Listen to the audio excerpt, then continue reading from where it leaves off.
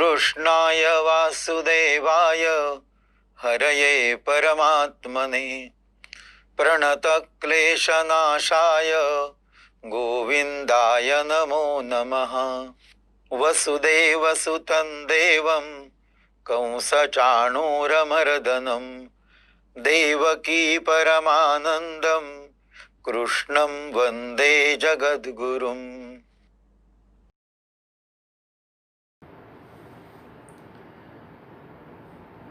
आप सभी को नमस्कार। आज अत्यंत आनंददायी उत्सव है कृष्णाष्टमी, कृष्ण जन्म का उत्सव। हमारे पूर्ण पुरुषोत्तम परिपूर्ण अवतार भगवान श्री कृष्ण जी का आज जन्मोत्सव है। 5 अगस्त को अयोध्या में राम मंदिर के पुनर्निर्माण के साथ एक राम राज्य का प्रवास शुरू हुआ है और इस राम राज्य की स्थापना हेतु आज जो जन्माष्टमी का त्यौहार आया है, तो हम सभी अपने गुरुजन, गुरु परंपरा और जगत गुरु श्री कृष्ण भगवान जी के चरणों में हम प्रार्थना करेंगे कि हे सुदर्शनधारी भगवान श्री कृष्ण, आप हमारे हृदय मंदिर में प्रकट हो। द्वापर युग में धर्म संस्थापना का जो कार्य किया है, अभी वही कार्य आप कर रहे हैं। भारत को हिंदू राष्ट्र बनाने का, धर्म संस्थापना का कार्य, भारत को विश्वगुरु बनाने का, ये धर्म संस्थापना का कार्य, ये आप ही के छायाछत्र में हो रहा है। हम सब जो धर्मनिष्ठ, हिंदुत्वनिष्ठ और राष्ट्रभक्त पुरुष हैं, हम सब आपके चरणों में प्रार्थना करते हैं कि जिस तरह राम जी के अवतार में आपने वानर सेना का सहायता लेकर राम सेतु के निर्माण से रावण वध करके राम राज्य की स्थापना किया था, जिस तरह से आपने गोप गोपियों का उद्धार करते हुए अर्जुन और पांडव के माध्यम से अधर्म का नाश करके आपने धर्म संस्थापना करके एक धर्म राज्य की स्थापना किया था, उसी तरह से हम सब क्षुद्र जो जीव है, जो अपने धर्म पर प्रेम करते हैं, अपने राष्ट्र पर प्रेम करते हैं, अपने हिंदुत्व पर प्रेम करते हैं, तो इस भारत को हिंदू राष्ट्र बनाने के कार्य में, भारत को विश्वगुरु बनाने के आपके धर्म संस्थापना के इस कार्य में आप हमें सहभागी करके हमारा उद्धार कीजिए और यह धर्म संस्थापना का कार्य पूर्ण करते हुए भारत को हिंदू राष्ट्र घोषित करने का जो अभियान चल रहा है, वह कार्य पूर्णत्व की ओर ले जाए। हम सभी आपके चरणों में शरण आए हैं। भगवान श्री कृष्ण, हम सभी पर आप कृपा करें, आप कृपा करें, आप कृपा करें।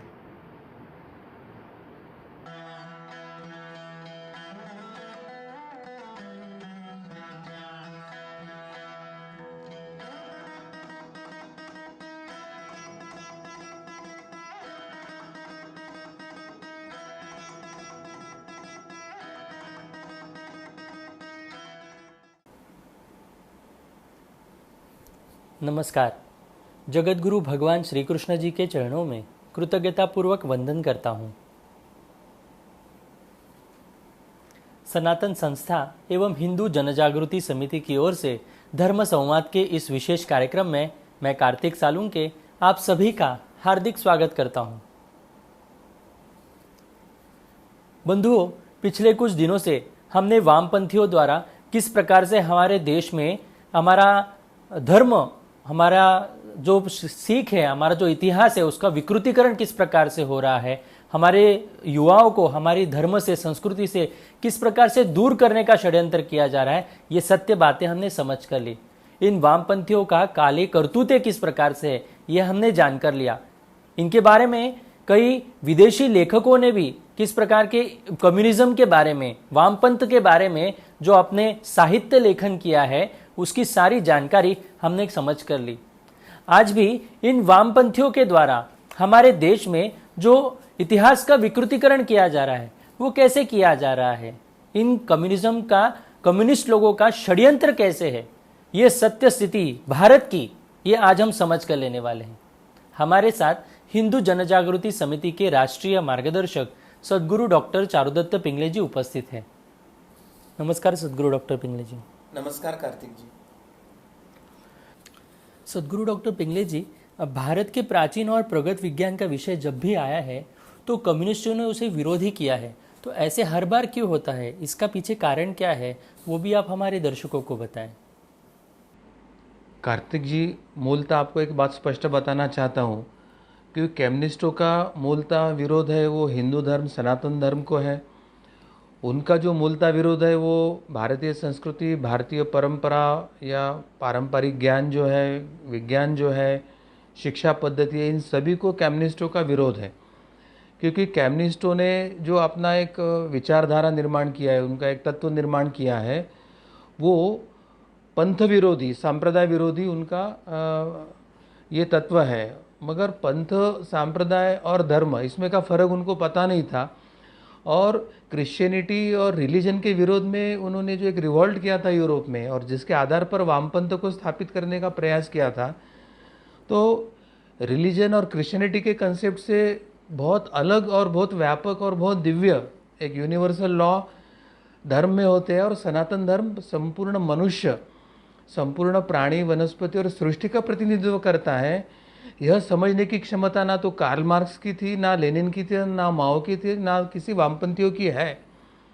और इसलिए रिलीजन के समकक्ष धर्म को रखा, मज़हब के समकक्ष धर्म को मानकर उन्होंने रिलीजन, एंटी रिलीजियस उनका जो प्रिंसिपल था, उन्होंने वो एंटी राइटसनेस, एंटी धर्मा करके उन्होंने भारत में अप्लाई किया। और यही सबसे बड़ी गलती वामपंथियों ने किया था कि उन्होंने जो यूनिवर्सल लॉ, जो संपूर्ण मनुष्य, प्राणी, वनस्पति और विश्व के लिए लागू थे, उनका विरोध करना उन्होंने भारत में शुरू किया। और जैसे वो रिलीजन को अफीम मानते थे तो धर्म समझ में नहीं आया करके उन्होंने धर्म को अफीम मानकर भारत में वामपंथ का जो प्रोपगेशन शुरू किया, वहाँ पर उन्होंने दूसरी गलती किया। और तीसरी गलती यह थी कि अब सनातन धर्म को स्वीकार करते हैं, उनके यूनिवर्सल लॉ को स्वीकार करते हैं, उनकी यह व्यापक मनुष्य, प्राणी, वनस्पति के सहयोग, सहजीवन की कल्पना को स्वीकारते हैं, तो वामपंथ पूर्णतः निष्प्रभ होकर वामपंथ विचारधारा ही नष्ट होने की उनके मन में जो डर निर्माण हुआ था, उसके कारण वामपंथियों ने भारत में, चाहे भारतीय शिक्षा हो, भारतीय इतिहास हो, भारतीय धर्म परंपराएं हो, धर्म के संदर्भ में अध्यात्म शास्त्रीय विज्ञान हो या पारंपरिक प्रगत विज्ञान हो, उन सभी का विरोध करना वामपंथियों ने शुरू किया था। यह उसके पीछे का मुख्य कारण है कि जब भी भारतीय परंपरा के प्रगत विज्ञान की जब भी बात आती थी, तो कम्युनिस्ट जो है, भारत के वामपंथी जो है या विश्व के वामपंथी जो है,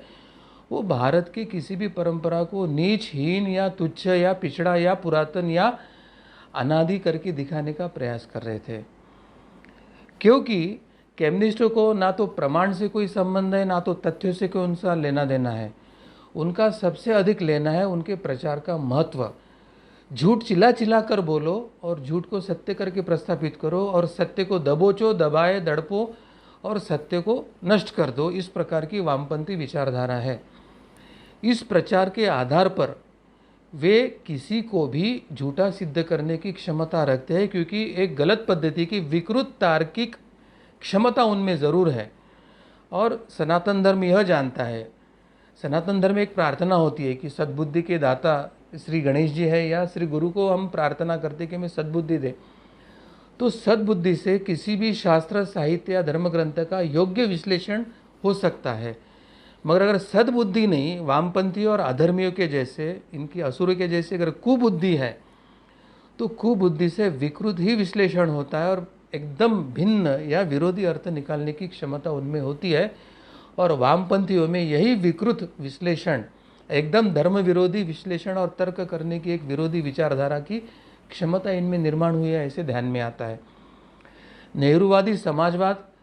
या विदेशी सेकुलरिज्म, ये कोई भी विचार हो, इससे वामपंथी इतिहासकार बाधित थे। ये वामपंथी इतिहास के संदर्भ में बाधित थे, साहित्य के संदर्भ में बाधित थे, लेखक और या अकादमिक विशेषज्ञ थे जिनको भारतीय इतिहास पता था, जिनको हमारे अध्यात्म या पूर्वीय परंपरा का ज्ञान था, योग्य विश्लेषण करते थे, जो संस्कृत एवं वेदों को योग्य पद्धति से विश्लेषण कर सकते थे,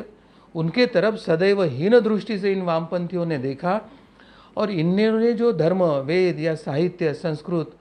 या इतिहास का जो अर्थ बताने का प्रयास किया, एकदम उससे उल्टा और विकृत अर्थ बताने का प्रयास इन वामपंथी इतिहासकारों ने, शिक्षाविदों ने या अन्य क्षेत्र के जो तज्ञ थे उन्होंने ये प्रयास शुरू किया था। चूँकि अधिकांश पुस्तक लेखन हो या पाठ्यक्रम या पाठ्य पुस्तक की रचयिता या निर्माण करने की प्रक्रिया हो या कुछ महत्व के जो विभाग थे जिनकी नीति निर्धारण की प्रक्रिया हो, इन सभी क्षेत्र के अधिकार इन वामपंथी हिंदू विरोधी, भारत विरोधी गिरोह के हाथ में थे और इसलिए उन्होंने बड़े मंजे हुए तरीके से एक षड्यंत्र के तहत एक व्यवस्था निर्माण करके ऐसे बातों को हमारे पाठ्यक्रमों में, इतिहास की पुस्तकों में या हमारे मीडिया द्वारा प्रचलित किया, तो जिसके कारण उस समय सेक्युलर और वामपंथी विचारधारा के कांग्रेस पार्टी और नेहरू के प्रधानमंत्री के कार्यकाल में उनसे जो प्रभावित भारतीय नागरिक या समाज था, उसके पीढ़ी का ब्रेन वॉशिंग का काम इन वामपंथियों ने शुरू किया था और वही ब्रेन वॉशिंग का काम उसके बाद अगले पीढ़ी तक वो लेके जाने में सक्षम हुए, क्योंकि उनके हाथ में मुख्यतः मीडिया थी, सरकारी तंत्र था और जब से इलेक्ट्रॉनिक तंत्र निर्माण हुआ, टीवी के माध्यम से या बाद में अभी सोशल मीडिया के माध्यम से, तो इसका पुरजोर उपयोग उन्होंने किया। उनको राजकीय आश्रय नेहरू, वामपंथी नेहरू हो या सेकुलर कांग्रेस के छायाचित्र में मिला था। ये वामपंथी राजनीति का उनको छायाचित्र मिला था और 1976 में जो सबसे बड़ा एक षड्यंत्र हुआ था, आपातकाल में जो सोशलिस्ट सेकुलर शब्द हमारे संविधान में डालकर एक उसको पूर्णता, एक संवैधानिक रूप देने का प्रयास किया गया था, तो इन सभी षड्यंत्रों के कारण भारतीय जनता का ब्रेन वॉश करने में यह सब लोग सक्षम हुए थे। उनके प्रचार तंत्र के कारण ही भारत के चाहे प्राचीन राजा हो, प्राचीन विद्याएं हो, प्राचीन गुरुकुलों हो तथा हमारे प्रगत राज्यों का इतिहास था, हमारा पारंपरिक विज्ञान से लेकर तो पारंपरिक धर्म, शास्त्र, संस्कृति था, इनका सत्य इतिहास को दबाकर, छिपाकर एक नया वामपंथी, ट्विस्टेड, एंटी हिंदू, एंटी भारतीय, इस प्रकार का एक नया सब इतिहास समाज के सामने रखकर यह एक बड़ा षड्यंत्र भारतीयों के साथ किया गया है। आज भी वह इसी तंत्र का उपयोग कर रहे हैं और विज्ञान के क्षेत्र में जो शोधकर्ताओं ने खोज की है, तो आज के आधुनिक खोजों को सत्य बताने के लिए भारतीय पारंपरिक जो उनका विज्ञान था उसको झूठ बताना उनके लिए आवश्यक है। और इसलिए जब भी भारतीय पारंपरिक विज्ञान हो, अध्यात्म विज्ञान हो या भारतीय प्राचीन शास्त्र हो, संस्कृति हो, उनको झूठ बताने का, झूठ सिद्ध करने का कार्य यह वामपंथी इतिहासकार निरंतर कर रहे हैं। अब 2015 में मुंबई में 102वीं जो भारतीय विज्ञान कांग्रेस का उद्घाटन की प्रक्रिया चल रही थी और यह उद्घाटन की प्रक्रिया उस समय तात्कालिक जो हमारे प्रधानमंत्री थे माननीय नरेंद्र मोदी जी, उनके द्वारा होने पर कम्युनिस्टों के जो बौद्धिक गिरोह था उनके मन में अत्यंत बेचैनी हुई थी, क्योंकि उनको पता था कि शायद इस प्रधानमंत्री के छायाचित्र में हम जो झूठा तंत्र वहाँ पर स्थापित करना चाहते वो वहाँ पर स्थापित नहीं हो पाया और इसलिए इस बौद्धिक गिरोह के मन में अत्यंत बेचैनी निर्माण हुई थी। और उसी दरमियान केंद्रीय विज्ञान तथा तंत्रज्ञान मंत्री जो थे डॉक्टर हर्षवर्धन, उन्होंने यह कहकर माहौल गरमा दिया था कि जो पाइथागोरस का जो प्रमेय है, पाइथागोरस का जो सिद्धांत है गणित में, उसके असली रचयिता पाइथागोरस नहीं तो भारत के जो प्राचीन ऋषि थे वे थे, परंतु ये जो भारतीय ज्ञान था गणित का वो पहले अरब देश और अरब देशों से जब यूरोप में गया और लोकेशणा, अर्थेषणा या प्रसिद्धि के लोलुप या अंग्रेज थे, उन्होंने भारतीय ज्ञान विज्ञान परंपरा में हमारा ज्ञान को चुराया है, एक इंटेलेक्चुअल थेफ्ट किया है। और वो जो हमारे ऋषि मुनियों ने जो लिखा था पाइथागोरस का जो थ्योरम या प्रमेय, उसको पाइथागोरस ने अपने नाम पर प्रकाशित किया और यूरोप ने उस पर ठप्पा लगा दिया था। तो भारतीय ऋषि मुनि परंपरा का जो ज्ञान था वो चुराकर अपने नाम पर छपवाकर उसका क्रेडिट पश्चिमी देश ले रहे हैं, उसका क्रेडिट वो लेना चाहते हैं। इस प्रकार का बात डॉक्टर हर्षवर्धन ने रखकर उस माहौल को गरमा दिया था। इसी विज्ञान कांग्रेस में एक भूतपूर्व कैप्टन एवं पायलट यानी पायलट प्रशिक्षक भी थे, श्री आनंद बोडस। उन्होंने वहाँ पर एक पेपर प्रेजेंट किया था और उन्होंने अपने पेपर में भारतीय प्राचीन विमानों पर एक शोध पत्र पढ़ा था और इससे यह ज्ञात हुआ कि ये जो विमान तंत्र निर्माण करने की प्रक्रिया है ये केवल अभी 100 वर्ष पूर्व 150 वर्ष पूर्व तळपदे बंधु तक ही नहीं सीमित है, तो यह अत्यंत पुरान रामायण तक अगर इतिहास जाता है तो रामायण काल में भी विमान उड़ाने का पूर्ण उल्लेख उसमें आया है। और वर्तमान में तो श्रीलंका के प्रधानमंत्री ने तो यह दावा किया है कि विमान की निर्मित तो पहले श्रीलंका में हुई और रावण उसका पहला ओनर था करके बौद्ध देश श्रीलंका ने भी यह दावा किया है। तो ये जो बोडस जी द्वारा यह शोध निबंध इसमें पढ़ा गया है, क्योंकि वो स्वयं विमान तंत्र से निगडित थे, वो प्रशिक्षक पायलट भी थे और उन्होंने उसके जड़ तक जाने का प्रयास किया। तो उन्होंने जब यह ज्ञान रखा कि ये आधुनिक विज्ञान की श्रेय को निकालकर वो प्राचीन भारतीय विज्ञान और हमारे ऋषि मुनि को श्रेय देने वाला जब वो विज्ञान के संदर्भ में विमान निर्माण और विमान शास्त्र के संदर्भ में उन्होंने अपना शोध प्रबंध सादर किया, तो ये जो वामपंथी बौद्धिक समूह था, ये संपूर्ण गिरोह था, ये संपूर्ण गिरोह ने ये कैप्टन बोडस के विचारों पर हमला करना है ऐसे उन्होंने तय किया हुआ था। तो आधुनिक वैज्ञानिक सोच के नाम पर जिस तरह से प्राचीन भारतीय ग्रंथ जैसे वेद हो, उपनिषद हो, पुराण हो आदियों को पिछड़ा कहना और उनमें जो बताया वो किस्से और कहानी है, वो उसमें तथ्य नहीं, वो काल्पनिक है, ऐसे साबित करने की पुरजोर कोशिश इन वामपंथी गिरोह द्वारा वहाँ पर प्रारंभ हुई थी और चल रही है और चलती रह रही है। पर यहाँ पर सबसे पहला यह सवाल उठता है कि अगर ये बुद्धिजीवी विज्ञानवादी है, अगर ये विज्ञान के इस पर सही में आस्था रखते हैं, भला ही वो हमारे हिंदू धर्म विरोधी हो, वो भारत विरोधी विचारधारा के हो, परंतु अगर वो विज्ञान समर्थक है तो विज्ञान की कोई भी बात रखी है तो उसको विज्ञान या प्रयोग करने के बाद ही उन बातों को नाकारने की क्षमता इन्होंने रखना चाहिए। परंतु ये धर्म विरोधी, हिंदू विरोधी, ये भारत विरोधी ये जो तथाकथित बुद्धिजीवी है, इनके द्वारा भारतीय धर्म ग्रंथों में शामिल सभी बातों को बिना किसी विचार के अथवा बिना किसी आधुनिक विज्ञान के द्वारा शोध किए या बिना किसी भारतीय धर्म ग्रंथों में बताए हुए किसी तथ्यों के बारे में कुछ अनुसंधान किए बिना केवल वो सीधे के सीधा ये हिंदू धर्म ग्रंथ सनातन धर्म में लिखा है करके खारिज करने की प्रक्रिया करते हैं। तो क्या ये विज्ञान निष्ठता है? क्या ये विज्ञानवाद है? या ये प्रयोगशीलता है? क्या इसको हम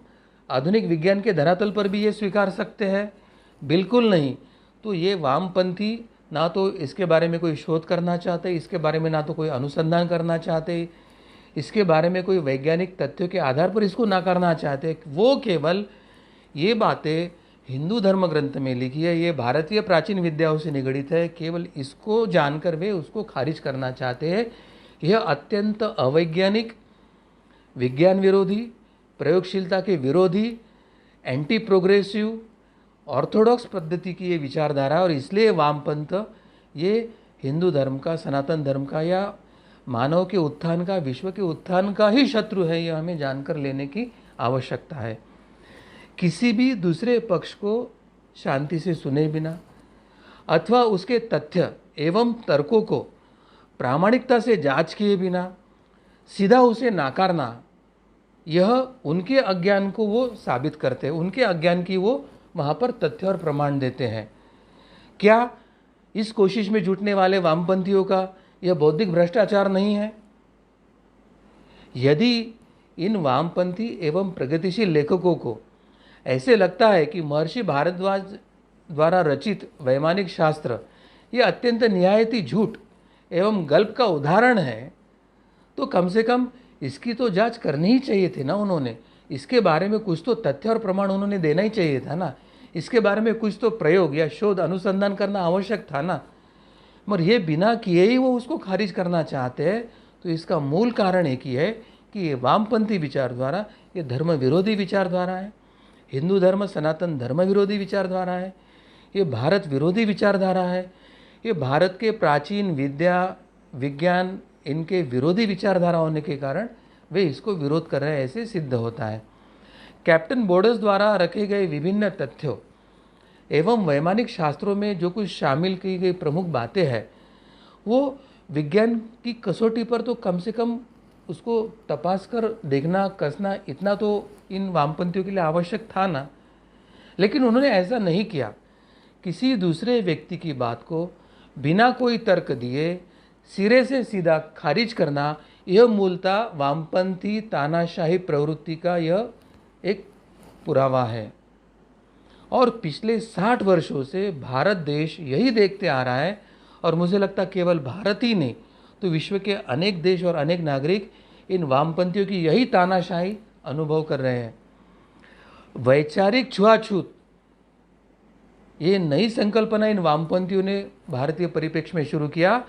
और वामपंथियों की ये वैचारिक छुआछूत का यह दौर बहुत लंबा चल रहा है भारत में। लेकिन अंततः चूँकि सच को दबाया नहीं जा सकता है, और आज भी सच धीरे धीरे विभिन्न माध्यमों से अपने आप को प्रकट कर रहा है, समाज के सामने आ रहा है, और इसलिए वामपंथियों का पर्दाफाश वही सच कर रहा है जिसको आज तक वो दबाते आ रहे हैं। जब भी कोई नया शोध या खोज होता है तो उसका आविष्कार का श्रेय सबसे पहले वो कृति करके शोध लगाने वाले के पहले जिसने वो विचार दिया था, जिसने वो सिद्धांत रखा था, सबसे पहले उसको देना आवश्यक होता है। और उसके बाद उस सिद्धांत को प्रत्यक्ष कृति में लाने वाला, आविष्कार करके उसको प्रैक्टिकल में लाने वाला जो सबसे पहले प्रोटोटाइप निर्माण करेगा, उसको महत्व दिया जाना चाहिए। लेकिन राइट बंधुओं के मामले में ऐसा हुआ नहीं। राइट बंधु के पहले शिवकर बापूजी तलपदे इस व्यक्ति ने इसी वैमानिक शास्त्र का अध्ययन करके सबसे पहला विमान भारत में बनाया था, जिसे उसने सफलतापूर्वक 1500 तक की ऊंचाई तक उसने उड़ाया भी था, लेके भी गया था। तो फिर जिस आधुनिक विज्ञान की बात की जाती है उसमें ठीक है, महर्षि भारद्वाज को ना सही, कम से कम शिवकर बापूजी तलपदे को तो सम्मानजनक स्थान हासिल क्यों नहीं हो सका। अंग्रेज़ों ने, यूरोप ने, पाश्चात्य लोगों ने विमान का जो अनुसंधान का शोध का जो श्रेय है वो राइट बंधु के बिना तलपदे जी को क्यों नहीं दिया, यह प्रश्न तो हमने उपस्थित करना आवश्यक ही है। और अगर वो भारतीय है और उसने भारतीय पारंपरिक प्राचीन विज्ञान के आधार पर यह विमान बनाया था, तो क्या हम भारतीय होने के नाते इस पर हम गर्व करना नहीं चाहिए? क्या हम भारतीयों को इसका गर्व नहीं होना चाहिए? तो फिर यह सेक्युलर गैंग है, वो बारंबार भारत की प्राचीन उपलब्धियों को लेकर शेष भारतीयों के मन में हीन भावनाओं को क्यों निर्माण करना चाहती है, उनको हीन भावना में क्यों रखना चाहती है, यह प्रश्न के बारे में अभी सभी भारतीयों ने विचार करके उसका जड़ ढूंढने की आवश्यकता है, और इन वामपंथियों को प्रश्न पूछकर उनको जवाब मांगने की आवश्यकता है। ऐसी स्थिति अब इन वामपंथियों ने इस देश में निर्माण किया है। अंग्रेज शोधकर्ता डेविड हैचर चिल्ड्रेस उसने अपने लेख में technology of the gods, the incredible science of the ancients, इस पुस्तक में उन्होंने लिखा है कि हिंदू एवं बौद्ध सभ्यताओं में हजारों वर्षों से लोगों ने जो प्राचीन विमानों के बारे में सुना और पढ़ा है, महर्षि भारद्वाज द्वारा लिखित यंत्र सर्वस्व इस ग्रंथ में इसे बनाने की विधियों के बारे में भी विस्तार से लिखा है।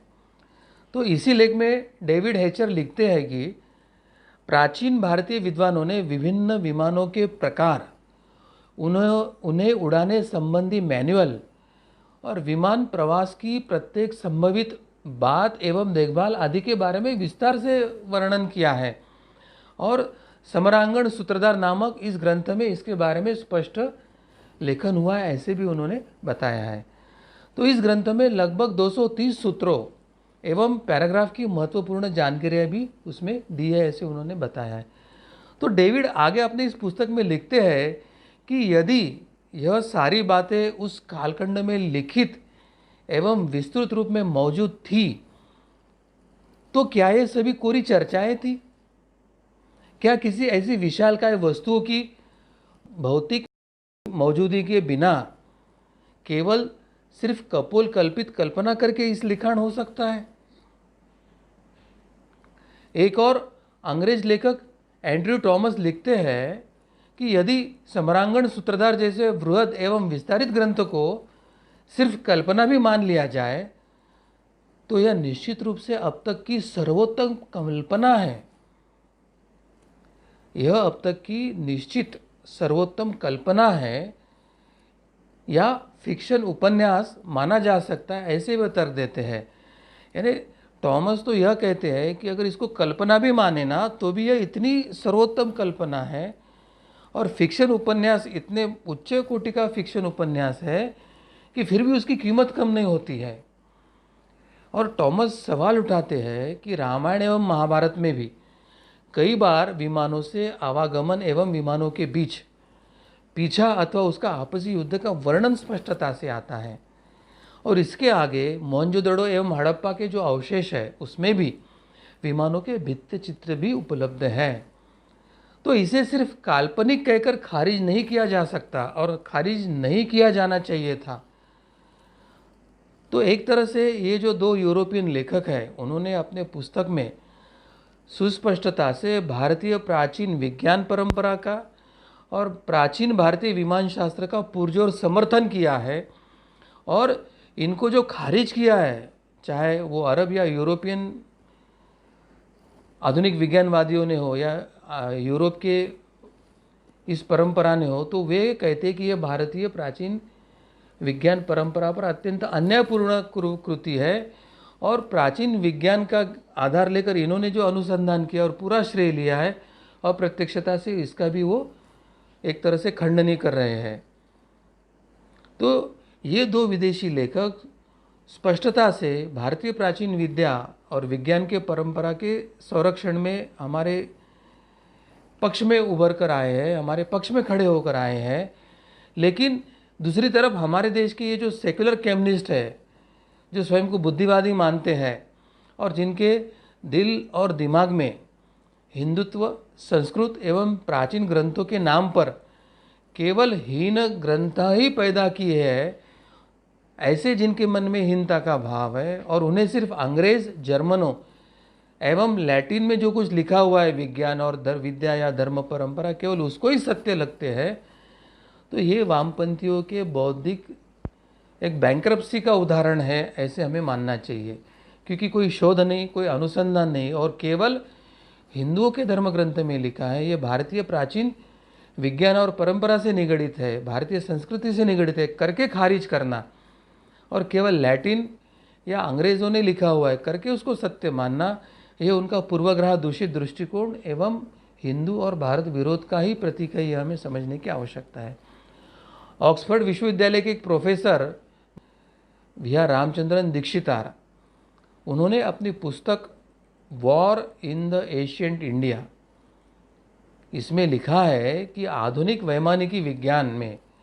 भारतीय ग्रंथों का महत्वपूर्ण योगदान है। यानी अभी जो मॉडर्न एरोनॉटिकल ये जो साइंस डेवलप हुआ है, ये एरोनॉटिकल साइंस डेवलप होने के पीछे प्राचीन भारतीय ग्रंथों का ही महत्वपूर्ण योगदान है, ऐसे ऑक्सफोर्ड के प्रोफेसर कह रहे हैं।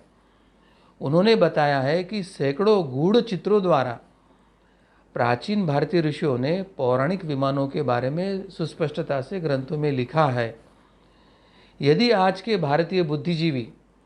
पश्चिम के वैज्ञानिकों की ही बात सुनते हैं, तो उनके लिए चार्ल्स बार्जलिस, इनका नाम नया नहीं होगा। प्रसिद्ध पुस्तक द बारमुडा ट्रायंगल सहित अनेक वैज्ञानिक पुस्तक लिखने वाले चार्ल्स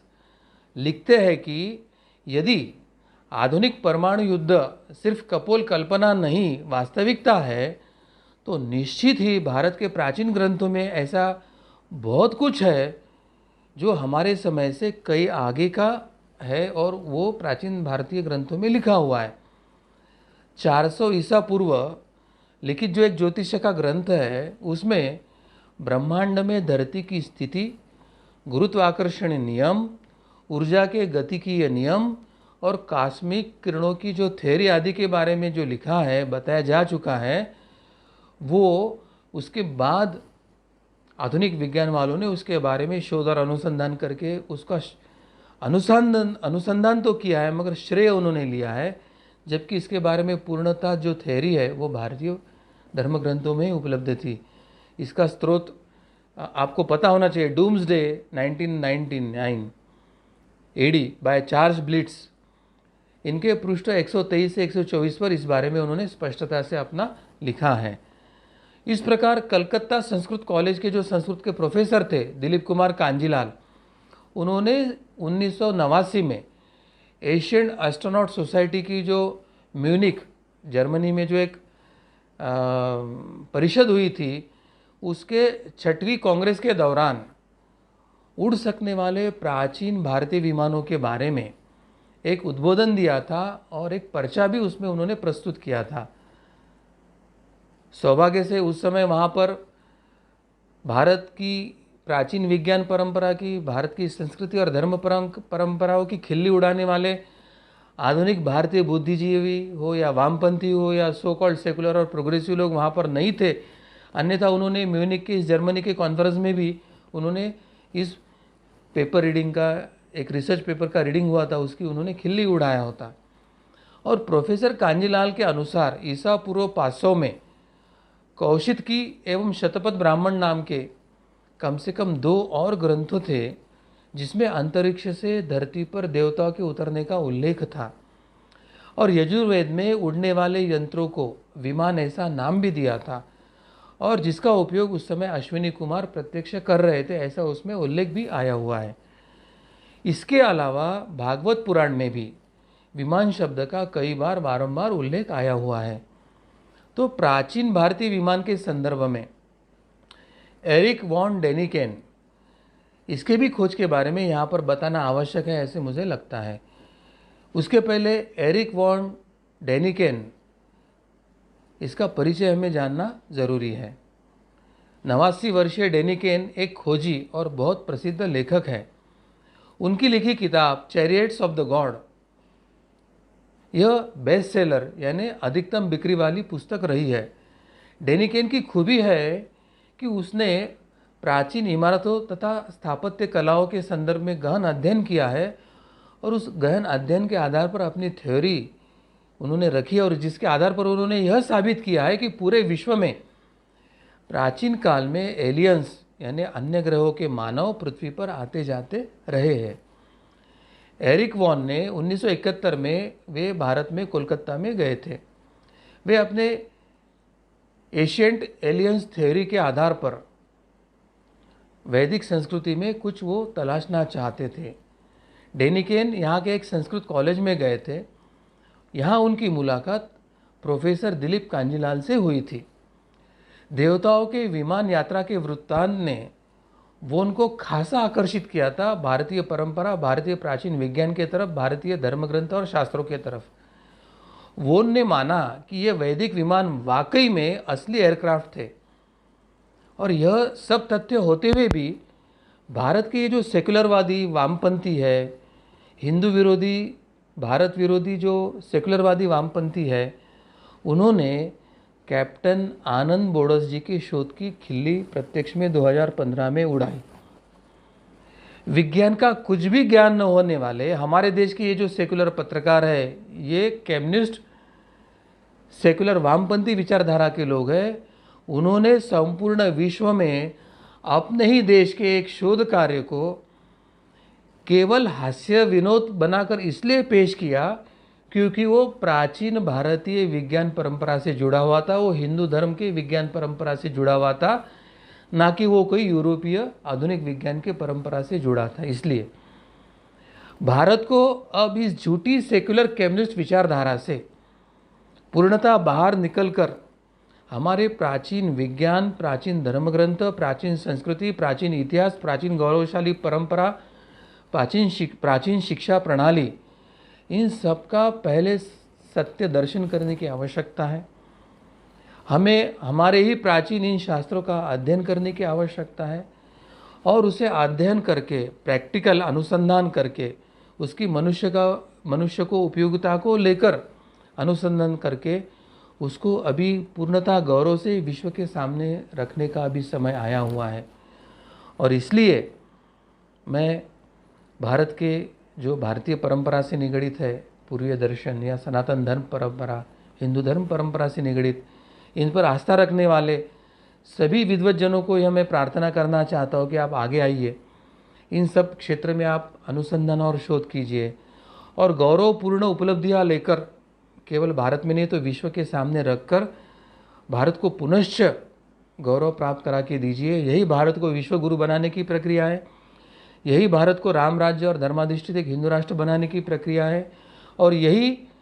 सेकुलरवादी, वामपंथी और झूठे आधुनिक विज्ञानवादी परंपरा से मुक्त होकर सही मायने में एक सनातन विज्ञान परंपरा में प्रवेश करने का यह समय आया हुआ है, ऐसे मुझे लगता है। और कार्तिक जी, मैं ईश्वर के चरणों में यही प्रार्थना करना चाहता हूँ कि हम सबको सद्बुद्धि दे, शक्ति दे, हमारे माध्यम से आप यही ईश्वरी कार्य करवा कर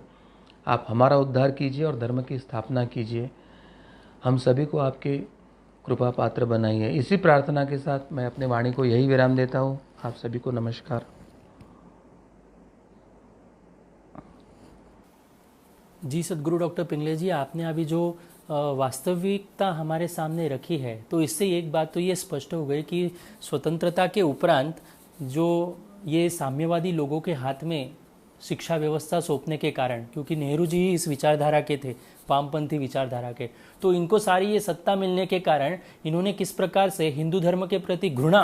होने के कारण उन्होंने पूरा गलत प्रचारित कर दिया है और हिंदुओं को सब कुछ गलत बताने का एक षड्यंत्र इन लोगों ने किया है। यह हमें ध्यान में आया। परंतु अभी इससे अगर हमें बाहर उठना होगा तो हमें हमारा सनातन धर्म क्या है वो हमें समझ कर लेने की आवश्यकता है। हमारे ऋषि मुनियों ने सनातन धर्म के जो हमारे ऋषि मुनि थे उन्होंने किस प्रकार से अध्ययन किया है, उन्होंने किस प्रकार से खोज की है और उन्होंने ही सब कुछ हमारे एक विश्व को दिया हुआ एक बहुत बड़ी उपलब्धि है उनकी, यह हमें समाज के सामने लाने की आवश्यकता है। तो इसके लिए हम भी स्वयं इसका अध्ययन करेंगे और अधिक से अधिक लोगों तक इसके बारे में जानकारी हम पहुंचा सकते हैं। मैं सभी दर्शकों को ये बताना चाहूँगा कि हमारी प्राचीन शिक्षा व्यवस्था कैसे थी, हमारे गुरुकुल शिक्षा पद्धति कैसे थी, उसमें क्या क्या सिखाया जाता था, कितनी प्रगत अवस्था में था, इसके बारे में हमने धर्म संवाद के इसी कार्यक्रम में ये सभी भाग हमने बनाए हैं और इसके बारे में सद्गुरु डॉक्टर चारुदत्त पिंगले जी ने हमारे सामने मार्गदर्शन भी किया है।